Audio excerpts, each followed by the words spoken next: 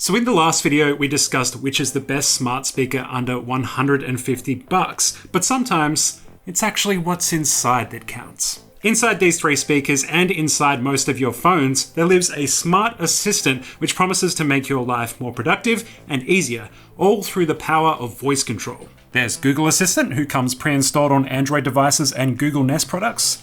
Apple's Siri, who comes on iOS devices, MacBooks, and HomePods. And you have Amazon's Alexa, who comes with their Echo smart speakers and can be downloaded as an app on most phones. But which assistant should you employ to help run your life? Let's find out. G'day, you're watching Tech Finder. Links to everything we talk about are in the description below. Check them out. And hey, if you enjoyed the video, throw us a like when we're done. It really helps us out. The first thing I think about when hearing the word smart assistants is answering random questions. I at least want my smart assistant to tell me 1, the weather, 2, public transport information, and 3, answer all of life's greatest questions / settle barbecue arguments. Let's do a quick test. All right, let's start with an easy one. Alexa, what's the weather? Right now in Blackburn North, it's 20 degrees Celsius with mostly cloudy skies. Today's forecast has intermittent clouds, with a high of 22 degrees and a low of 13 degrees. Perfect. There's a moderate risk from UV exposure, with a maximum index of 4. Have a good one. That's a lot of detail. Second, hey Siri, what's the weather? It's currently cloudy and 20 degrees. Expect partly cloudy skies starting tonight. Temperatures are heading down from 21 degrees to 16 tonight. Hey Google, what's the weather? It's currently 21 degrees and mostly cloudy there. Today, it'll be cloudy, with a forecast high of 21 and a low of 13. And tomorrow, there'll be scattered showers. Okay, so they're all pretty decent at telling the weather, although Google was a different temperature to these two, and Alexa definitely went into a lot more detail. Okay, no worries, Alexa, stop listening. Thanks. All right, second, let's see if they can handle transportation. Let's try the train. Alexa, when's the next train to Parliament? I'm sorry, transit routing isn't supported right now. Okay, hey Siri, when's the next train to Parliament? I can't help with directions here. Sorry about that. Okay, hey Google, when's the next train to Parliament? The best way to get to Parliament House by public transport is to catch... Oh crap. Google's giving away my exact address to the entire internet. I'm gonna have to cut this whole section. No, I'm already in too deep. No, I'll slowly zoom in and put a voiceover here to make it look like I'm thinking. Yes, genius. Okay, so these two couldn't access public transport at all, but Google here, he started to tell me how to get to the city by public transport, but I realized he was starting to dox me, so take my word for it. Google is the one who knows how to get places way better than these two. Okay, let's settle an argument that I had many years ago with some friends. Hey, Alexa, do dogs know they are dogs? According to an Alexa Answers contributor, dogs do know they are dogs. They also know they are part of your family or pack. Cute. Hey Siri, do dogs know they are dogs? I found some web results. I'll send them to Tobias's iPad. Yeah, so Siri does that a lot. It won't actually tell you what the answer is. It'll just send you a message to your iOS device. So yeah, it kind of defeats the purpose of asking it questions, in my opinion. Hey Google, do dogs know they are dogs? On the website rover.com, they say, your dog can tell instantly whether they're interacting with another dog or a human by scent alone. So when your dog gets a whiff of you, they know they're dealing with a human. Okay, so that one was a little bit tougher, but the answers they gave were kind of okay. It's a hard question because the context and the question are the exact same word. I think Alexa won that one though. So while they're just a few examples, it's probably going to get a bit boring if I just sit here asking questions all video. If you want to dive a bit deeper into how these three are and answering questions, Loop Ventures has a great report where they asked all three smart devices 800 questions each to decide which was the smartest. All three understood pretty much everything they were asked, but the actual quality of answers differed greatly, with Google in the lead.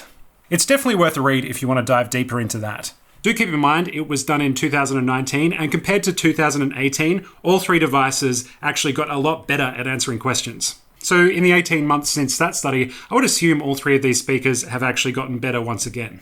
Overall though, my personal experience was pretty much on par with what their results are, with Google being the most reliable overall. The second thing smart assistants really need to do is help you run your life. I actually think all three smart assistants are pretty good at this. They all take notes, do shopping lists, set alarms, and even check your calendar. For calendar stuff, Apple is actually the most flexible here, allowing you to connect to a bunch of services, including Outlook, iCloud, and Google Calendar. Alexa allows you to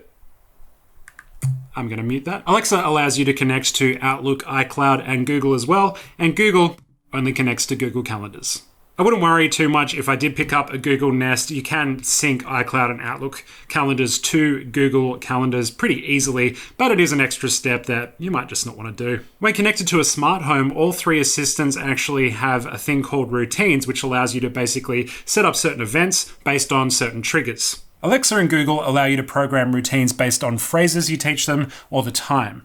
Siri can also do time-based triggers, but you can't teach it custom phrases. What it can do, however, is trigger when certain people are in or out of the house, which has heaps of cool implications. And it can also trigger based off another smart device being used. For example, setting one light to turn on when you turn off another. I don't think that's very useful, but it would be pretty funny. Siri, turn off the bedroom light. Siri, turn off the other bedroom light. Siri, turn off the first bedroom light. Siri, who is doing this? I do wish Siri could learn custom phrases as well, but I actually find the unique stuff it can do really compelling. It's much more interesting than just telling these what to do. I do hope in the future both Alexa and Google can add routine options similar to Siri as well. I'm not sure if this fits into productivity or not, but I just love how blatantly the Amazon Echo is a portal to the Amazon store. Like, check this out. Alexa, buy me a crown. Amazon's choice is Macone Queen Crown for women's gold tiara with clear rhinestone. It's $36.74. Find delivery details at Amazon. I added it to your Amazon cart where you can review product and seller details before checkout. To purchase, say buy it now. Buy it now. And then less than 24 hours later, the Echo is glowing orange. And if we come out the front, and look, I have my package from Amazon. It is a nice, beautiful crown. Why did I buy this? I don't really like using voice only to purchase things because you can't 100% confirm what you're buying or what your payment details are, or even where it's going exactly. You just need to make sure that you do it right in the app the first time you set it up. But hey, if you're ridiculously wealthy and don't care and just want to be able to yell, "Alexa, buy me more wine," well, Alexa will do that for you, and it is a very 21st century feature. Oh, that's why I bought this. Overall though, when it comes to productivity, I actually think most users will have a pretty similar experience no matter which assistant they decide on. When it comes to sending messages or making calls, I actually think Siri is in the lead here because it's the only one that allows you to make calls through the HomePod or HomePod Mini by connecting it directly to your phone. If you're just using it on a phone to start calls or send messages, I find it opens the apps really well, but once you start talking and trying to tell it who you want to contact, it gets a little bit mixed up with names. If you're trying to make calls through a Google Nest, it's actually a little bit limited. It depends on the country, but if you're in Australia, you can connect your Telstra mobile account to the smart speaker and make calls through that. But it is limited only to Telstra customers. If you're with anyone else, you're out of luck. Thankfully, it can also make calls through Duo, which is Google's own voice calling app. But the person you're calling also needs to have the app and an account on it, so it's a lot harder to actually call people using the Google Nest over just picking up your phone and making a call. If you're just activating Google Assistant on your phone though, it's pretty similar to Siri in that it opens the apps pretty well, but gets a little tripped up on names and voice to text. Overall, I generally avoid using smart assistants to send messages or call people. There's just too many people with the same name in my contacts. Both my partner and her dad are named Chris with different spellings, and some of the messages that Chris and I send to each other do not need to go to her father. I'm not rolling that dice. Because Alexa isn't integrated into any mobile phones, the only way you can actually make calls or send messages is to other Alexa users, and they have to have enabled those services. If you have the app on your phone, the same thing applies here. If you think you'll be using an assistant primarily to activate phone calls or send messages, Alexa is not the one for you. One new notification. Tobias Venus has new messages. If you have multiple smart speakers of the same brand, they've all actually got intercom functionality, which is pretty cool. Yes, that's right, you can yell at your kids across the house without leaving the couch. The future. I think Apple's version of this is the best, especially if your entire house all use iPhones. You can pretty much send audio or text messages to every non-MacBook Apple product you can think of, including CarPlay and Apple Watches. All you need to do is enable them in the Home app. Google Assistant's version is a little bit more stripped back, but also pretty similar. You can broadcast to the other Google Nests from your phone while you're out, like so. Hey Google, broadcast. What's the message? Okay everyone, I'll be home soon. Okay everyone, I'll be home soon. And when you are home, you can also broadcast between the Google Nests in your house. Hey Google, broadcast. What's the message? Hey everyone, I am home. All right, broadcasting now. Hey everyone, I am home. You're always home. Alexa has a similar feature, but they're called announcements instead. So remember that if you have both of them. But they've also got the creepiest function of all, drop-in mode. Drop-in mode basically allows you to call another Alexa device and listen to what it's hearing without anyone having to answer. Oh, hello. I'm just gonna sit here and listen a little bit. Don't mind me. What are you talking about? Secrets? Okay, bye. Now, it does make a big noise and glow green, but yeah, you'll probably want to trust your housemates if you get an Alexa. Actually, if you're really trusting, you can use Alexa to drop in to other people's houses without answering the call. They do have to enable it, but yeah, comment below, is that cool or creepy? I can't tell. Overall, if you think you'll be using a smart assistant for contacting people a lot, I actually think Siri is the go here, especially if everyone you're trying to contact are on iPhones. That said though, Alexa are definitely trying some stuff that Apple and Google don't or probably won't want to try. When it comes to starting a smart home and getting all your devices connected to your assistant, all three have pretty simple setup processes, but they all connect to a different number of devices and brands. Today, Apple currently lists exactly 774 devices on their website that it can connect to. Yep, I counted.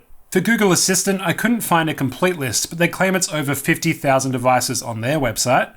And although I couldn't find a straight answer on Alexa either, it seems to be well over 100,000 devices, according to Statista.com. Despite having a much lower number of devices it can connect to, Siri does connect to 774 of them. So if you're starting a smart home and you pick Siri, it won't be too much of a pain to pick the ones that connect to it. If you're already established with some devices, however, it may be harder to get into the Apple HomeKit ecosystem, in which case you probably just want to go for an Alexa or a Google. When it comes to actually connecting devices to your smart home, each of the assistants have slightly different methods to connect, but are all pretty quick, so they're all pretty much on par there. So overall, when it comes to connectivity, Alexa far in the lead, followed by Google, followed by Apple and Siri. My advice, if you're starting from scratch, pick your assistant first, then look at the devices you want to buy and find the ones that connect to your assistant. Most products will tell you what they're compatible with, but if you're not sure, just Google the assistant's name and the product's name, and you should be able to find it out. If you're not 100% sure which devices you want to connect up to a smart home yet and you want to remain future-proof, I would actually go Alexa because they're the most likely to be able to connect to it. But these two aren't far behind and do allow most product categories anyway. When it comes to apps and which can connect to which assistant and which can use voice controls and which can't, it does get a little messy. So it's definitely worth researching this before you purchase a smart speaker or invest in using an assistant full-time. If you're playing stuff on a smart speaker, some apps will work through voice control and others need to be cast directly from your phone. In Australia, Google Assistant can integrate voice control with Spotify, YouTube Music, Google Podcasts, and Deezer. Amazon can link to the most with Amazon Music, Spotify, Deezer, Vivo, Apple Music, and Apple Podcasts. And Siri is connected exclusively to Apple Music and Apple Podcasts. For any other app, you'll have to pull out your phone and hit the cast button. The icon looks a little bit different depending on which assistant you use, but it's all the same. And most apps have this option now, and they're all pretty good at discovering if there is a speaker that you can cast to somewhere in the house. Thankfully, with all three, once you do start casting from your phone, you can start using voice controls to play, pause, and skip and stuff like that. Now, it gets a little bit more complicated when you start trying to cast to a screen from these, like watching Netflix or YouTube. Because you're casting to another device, that device also needs to be smart, so it needs to be connected to either a Chromecast, Fire Stick TV, Apple TV, or the TV needs to have come with its own software itself. If you really want voice control for your video services, it's almost essential you buy the corresponding device from each manufacturer. The assistants don't really talk to competing smart TV devices. If you already own a smart TV though, you may not need to buy another device, especially if it's come out in the past few years. My recommendation is to Google your TV name and the assistant you want to use to see if they're compatible. I'm yet to review the latest Apple TV, Chromecast, and Fire Stick TV, but if you're keen on hearing a comparison of the three, let me know. I'll try and get my hands on them, and then I'll probably give them away to one of you in a future video. Let me know in the comments below if that's something you'd like to see. When it comes to the fun stuff like voice-activated games and Easter eggs and hidden features, I don't want to give too much away because I actually think the funnest part of all that stuff is discovering it. So I'll let you work that out for yourself. But what I can say is Siri definitely doesn't have as much as the other two. It doesn't really hold a conversation that well, and it also doesn't have any games on it. So don't expect to be having a whole lot of fun with the HomePod if you pick that up. Between Google and Alexa, I actually think Google's conversations flow a little bit better and it just feels more natural. And they're always kind of fun when he says something quirky that you didn't really expect. Alexa, though, definitely has the widest variety of fun and silly features that the other two don't have access to. And that's because in order to get Alexa to do certain things, you have to teach it skills through the Skills app. Most of these skills are actually made by third-party developers, so there's some really weird and silly stuff on there. The only thing is you have to go onto the app and actually install it before you can start using it. It does mean you have to search for the skill and install it rather than coming across it by accident by saying the wrong thing or saying something silly. But yeah, Alexa has a whole range of weird and fun stuff that you can do with it. Google has a lot of cool Easter eggs, and Siri has some Easter eggs, but no games at all. Now there is one thing that I didn't tackle in this video, personal security. Are these devices and assistants recording your conversations and sending them back to the manufacturers? What happens to your data once the assistant has done its job? To be honest, I can't find a straight answer on this that I'm happy with, and while I want to believe what each of the smart assistant manufacturers have said on their websites, there have been stories in the past that kind of put those claims into doubt a little bit. It's a really interesting and delicate subject, and I want to do it justice, so I'm going to make a separate video on that, which will be coming out soon. I'll be speaking to a few academics and journalists who know a lot more than I do about the subject, so please do subscribe if that sounds like something that would interest you. I know I'm very excited to work out what the hell is going on with the security of these things. But for now, which of these smart assistants is the best? Well, I'm sorry, this is probably going to be a bit of a cop-out for you. It really depends on who you are.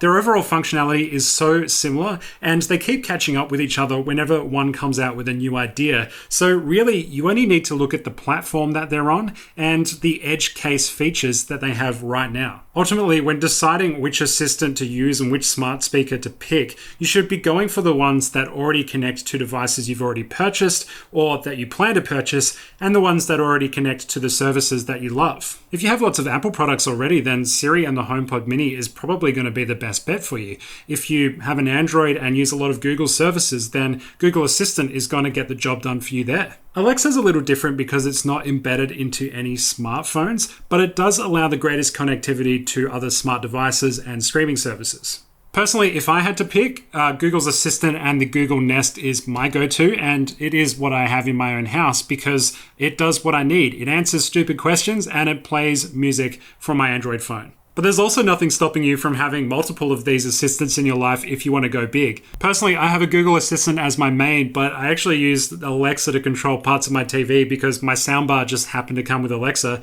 and my iPad has Siri in it, so sometimes I talk to Siri as well.